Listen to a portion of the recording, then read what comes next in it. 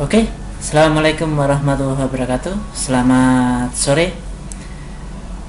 Saya di sini sebagai pemateri, yaitu pada kesempatan sore ini kita akan membahas sebuah cloud computing. Saya sendiri Ahmad Maroji, NIM 125.100.166P. Itu saja ya. Next, apakah cloud? Apakah cloud itu bisa diibaratkan, pernahkah Anda mendownload sebuah aplikasi, mendownload sebuah file dari Forsyth, Indo Webster, dan yang lainnya? Kemudian, apakah Anda juga pernah upload file di YouTube, upload file video dan yang lainnya? Kalau pernah, itu kalian Anda berarti sudah memanfaatkan atau sebagai user sebuah cloud system. Oke, next. Latar belakang dari sebuah cloud computing yaitu orang bekerja atau orang kerja akan menghasilkan sebuah data yang berarti di sini berkas di sini berkas file itu nanti akan kita simpan atau disimpan sebuah storage di dalam sebuah storage atau memori hard disk. Itu dasarnya. Kemudian jika tiap orang punya sebuah data atau punya sebuah pekerjaan dan masing-masing mempunyai data yang perlu disimpan, bagaimana jika seluruh dunia ini mempunyai data yang harus disimpan? Apakah cukup untuk satu hard disk atau beberapa hard disk? Kayaknya nggak mungkin. Maka dari itu kita munculkan atau ciptanya sebuah cloud computing alias penyimpanan data online yang bisa dimanfaatkan oleh seluruh dunia. Oke? Lalu bagaimana storage atau memori itu sebelum adanya cloud? Penyimpanan sebelum adanya cloud.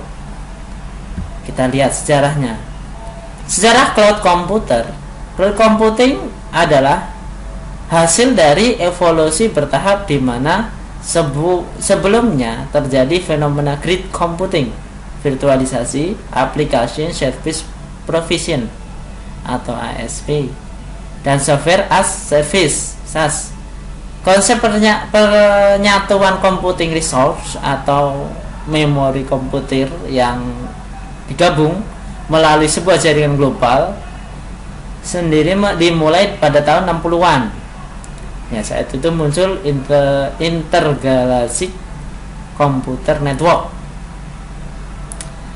oleh JCR Linkeder yang bertanggung jawab atas pembangunan ARPANET, Advanced Research Project Agency Network, pada tahun 1969. Semenjak 60-an, cloud computing telah berkembang berdampingan dengan perkembangan internet dan web.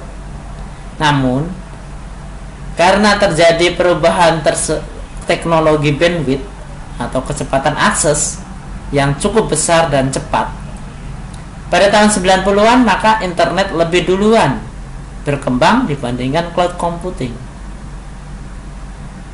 Dan di tahun 2009 dengan web 2 atau web versi 2 mencapai puncaknya, Google dan lainnya memulai untuk menawarkan aplikasi browser base untuk perusahaan besar seperti Google App. Kontribusi yang paling penting dari komputasi cloud adalah munculnya killer app dan penguasa teknologi seperti Microsoft dan Google. Itu untuk latar belakang. Sekarang saya memaparkan kelebihan cloud. Yang pertama adalah kemudahan akses, yaitu bisa kita akses dari mana saja, di mana saja, oleh sistem apa saja. Kemudian fleksibilitas, bisa fleksibel, tidak harus di suatu tempat dan tidak harus berhenti, alias mobiling.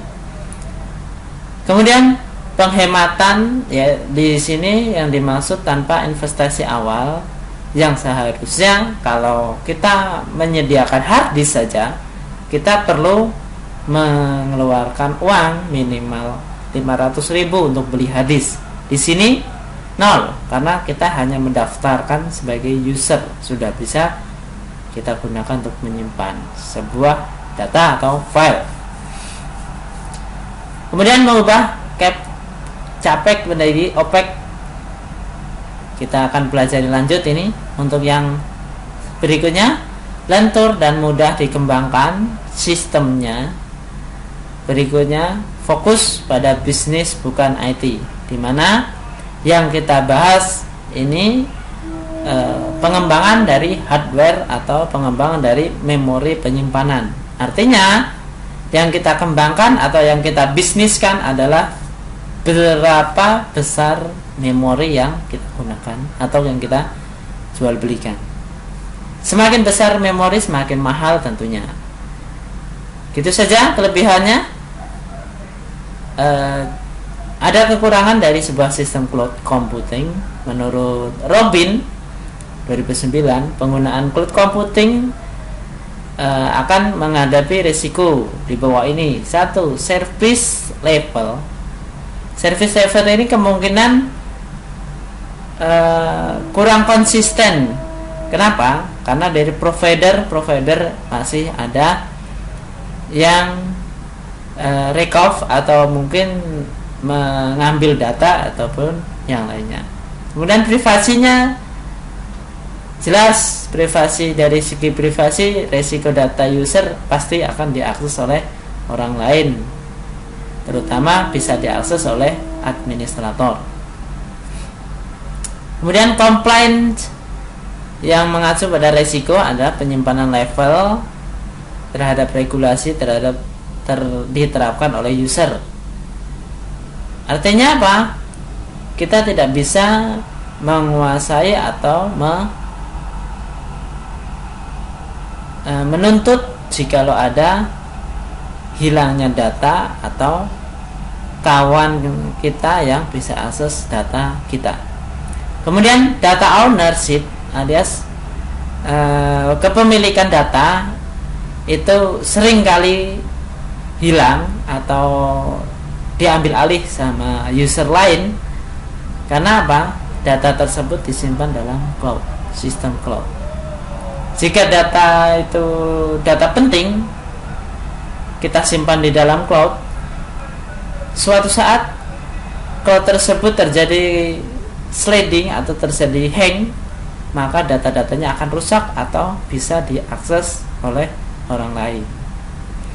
Kemudian data mobility yang mengacu pada kemungkinan share data antar cloud service. Cara mengembalikannya saat user melakukan proses terminasi terhadap layanan cloud computing. Itu agak susah. Kenapa? Karena data kepemilikannya tidak ada buktinya. Cukup untuk kekurangan. Ini ada gambaran dari sebuah sistem cloud, yaitu dari database system, kemudian ada aplikasi server, kemudian coding di sini, kemudian bisa diakses oleh mobile sih, mobile, Android dan yang lainnya, kemudian dari PC juga bisa, dari kitchen sink juga bisa. Lanjut, beberapa pertimbangan lain yang menjadi resiko cloud computing adalah ketidakpastian kemampuan penegakan kebijakan atau keamanan data dari provider tidak bisa kita pastikan. Berikutnya, kurang memadai pelatihan dan audit TI.